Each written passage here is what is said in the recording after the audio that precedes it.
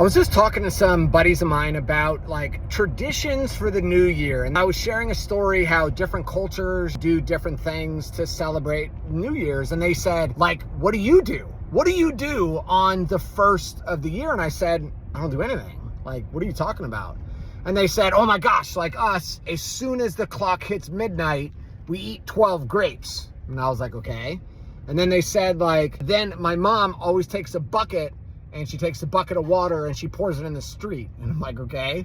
And then they said, then we take suitcases and we walk around our house with the suitcases. And I said, like, what does any of that mean? And they said, oh, the 12 grapes, each grape is a wish. And the suitcases, we want to be able to travel. So I asked him a question and said, do you actually think that any of those actions do anything? Like walking around your house with a suitcase, does that actually mean you're going to be going on trips this year?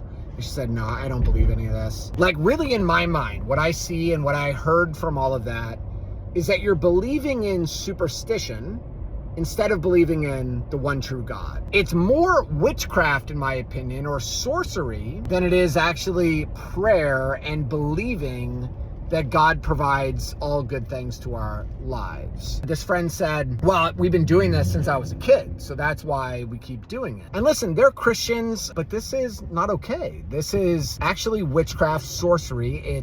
The Bible talks about it a lot, that it is unacceptable. The Bible actually says that it's detestable before the Lord because we're putting our faith and our trust into things like the grapes or like blowing out candles on your birthday cake or this silly suitcase instead of putting our faith and trust into the one true God. So not bashing them, I love them, they're great friends of mine, but just because we've been doing something for a long time, it doesn't mean that it's acceptable by God, and it doesn't mean that it's okay. It reminds me of why we need to test everything with Scripture.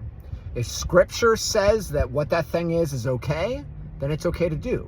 But if there's Scripture out there that says we should not be doing this, then we've got to stop.